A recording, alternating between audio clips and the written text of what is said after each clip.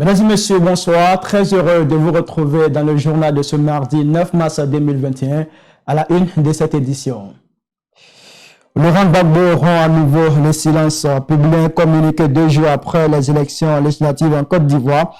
L'ancien président ivoirien a félicité les candidats élus de son camp. Il a aussi dénoncé les propos à caractère tribal tenus durant la campagne électorale. Parmi les membres du gouvernement qui étaient engagés dans ces élections, 8 n'ont pu faire le poids devant l'adversaire. Qui sont-ils? Dans quelle localité ont-ils été battus? Élément de réponse dans ce journal. Dans ce journal, on vous parlera également du prochain challenge du ministre des Transports, Amadou Koné, dans la région du Béquet, après sa victoire à Boaké commune au terme de ces élections. Ouattara Lassina dit l'ASPR, l'un des titulaires de la liste RHDP, vaincu à Korogo-Ville, s'est confié au site d'information Afrique Presse à l'issue du scrutin. Il a expliqué les raisons qui ont favorisé la victoire de son parti dans la capitale du Poro. Bienvenue à tous sur l'intelligent.tv. Laurent Gbagbo s'est à nouveau prononcé sur les élections législatives en Côte d'Ivoire 2 jours après le vote. Dans un communiqué rendu public, il a félicité les candidats élus de son camp. Il a aussi dénoncé les propos tribalistes tenus durant la campagne électorale. Ange Kouadio. Dans un communiqué produit le lundi 8 mars 2021, l'ancien président ivoirien Laurent Gbagbo s'est fait entendre sur les élections législatives du 6 mars dernier. Saluant le peuple de Côte d'Ivoire pour son civisme et le calme qui ont régné dans l'ensemble pendant le scrutin, il a félicité les candidats du Front populaire ivoirien de la branche gbagboïen qui ont réussi à obtenir la confiance des populations sous la bannière Ensemble pour la démocratie et la souveraineté à l'issue des élections. Le fondateur du FPI les a engagés à poursuivre, selon ses mots, le combat de la liberté, de l'égalité et de la solidarité qui sont pour lui des valeurs qui fondent la création d'une nation. Nous devons bâtir la nation ivoirienne autour de ces valeurs pour favoriser le vivre ensemble des Ivoiriens du Nord, du Sud, de l'Ouest, du Centre et de l'Est, dans le respect des lois de la République. Lit-on dans le communiqué. Laurent Gbagbo a également profité de l'occasion pour se désengager des propos tenus par Lida Kwasi Moïse, sans le nommer, à Lakota lors d'un meeting à la faveur de la campagne électorale. Propos dans lesquels le candidat EDS a traité son adversaire du RHDP, Kouyaté Adboulaye, de parachuté à Lakota, dont il ne serait sociologiquement pas originaire. C'est le lieu de regretter et de dénoncer les propos tenus pendant la campagne par certains candidats, parfois issus de nos rangs, et qui sortent du cadre de nos choix politiques et idéologiques, a-t-il fait savoir, avant de rappeler que le Front populaire ivoirien est un parti de gauche socialiste panafricaniste qui lutte pour la construction d'un État démocratique, laïque, solidaire, multi-ethnique et multiracial. Laurent Gbagbo a estimé que ce n'est pas parce que d'autres partis politiques useraient de propos exclusionnistes, de tribalistes, que son camp devrait en faire pareil et s'écarter de ses valeurs. Je vous l'indiquais dans les titres, parmi les membres du gouvernement qui ont participé à ces élections, 8 ont connu la défaite. Qui sont-ils? Dans quelle localité ont-ils été battus? Retrouvons encore Ange Kouadio pour avoir des éléments de réponse. Des ministres du gouvernement ne siégeront pas à l'Assemblée nationale pour la première législature de la Troisième République. Ils n'ont pas pu s'offrir les faveurs des populations dans les urnes au soir du 6 mars 2021. Il s'agit du ministre des Ressources animales et halieutiques Moussa Dosso qui a perdu à Mankono, dans le nord de la Côte d'Ivoire, devant Fofana Hassan, un indépendant par ailleurs militant actif du RHDP. Mais celui-ci n'avait pas été investi par la direction du parti. Le ministre au nœud papillon a été battu avec plus de 1000 voix de différence. À Toumoudi, sous-préfecture, dans le centre de la Côte d'Ivoire, la ministre de la Culture et de la Francophonie, Raymond Goudou Kofi, a aussi mordu de la poussière.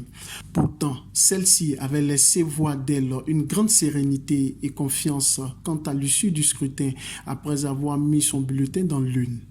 Tout comme ses collègues, le ministre de la Communication et des Médias, Sidi Touré, par ailleurs porte-parole du gouvernement, a été battu à Béoumi, perdant ainsi son siège à l'hémicycle ivoirien.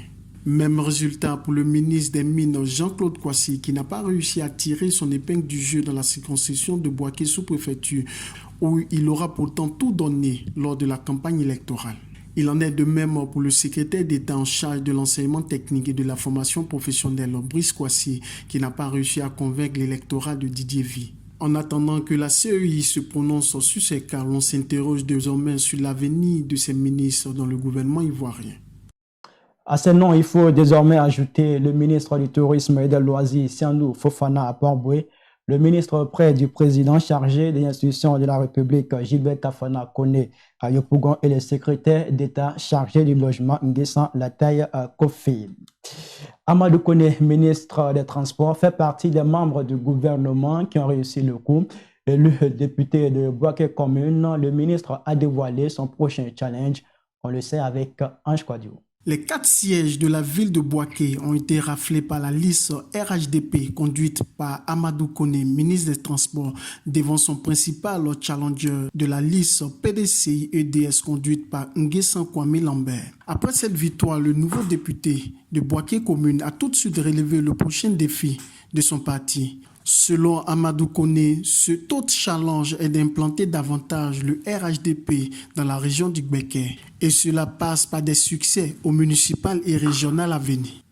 Nous allons faire le bilan de toutes les élections municipales, législatives et régionales. Le point du processus électoral, les inscriptions sur la liste électorale, l'organisation pratique, les moyens humains, matériels et financiers du parti afin de bâtir un RHDP fort, moderne, avec des outils nouveaux.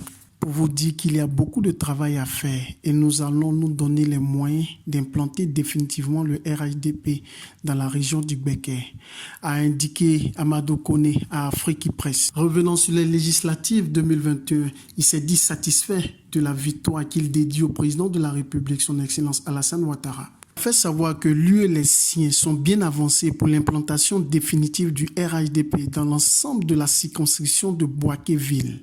Et d'ajouter qu'ils continueront de travailler pour faire de la région du Gbeke le bastion du RHDP. Par ailleurs, Amadou Kone a appelé partisans et adversaires à l'union et à la cohésion autour du développement de Boaké et du Gbeke en général. Cela pour le bonheur des populations. Ouattara Lassina dit l'ASPR est l'un des candidats titulaires de la liste RHDP pour Korogoville.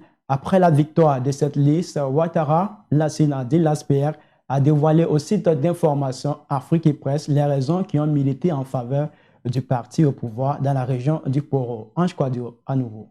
Ouattara Lassina dit l'ASPR est l'un des candidats titulaires de la liste RHDP conduite par le ministre Mamadou Sangafoua qui a remporté les 3 sièges dédiés à la circonscription 171 Korogoville selon les résultats provisoires proclamés par la CEI.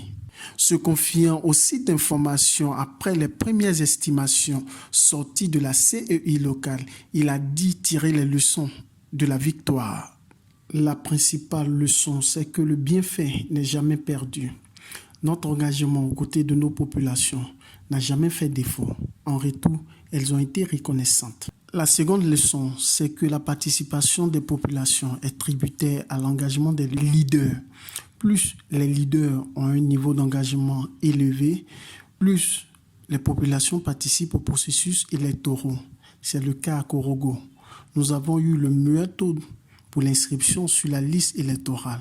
Nous avons l'un des meilleurs taux pour les législatives. Korogo demeure le bastion du RHDP et le fief de feu Amadou Gon Coulibaly, à qui je dédie cette victoire, a dit l'ASPR.